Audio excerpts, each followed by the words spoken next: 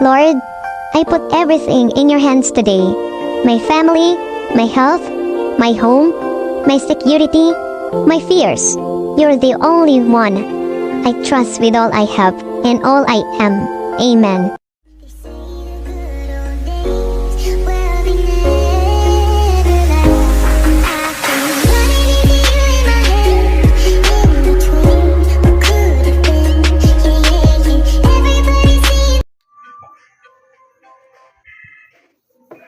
Hello time mga ludi.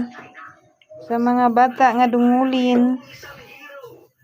Puro na lang bukogin. Di ba?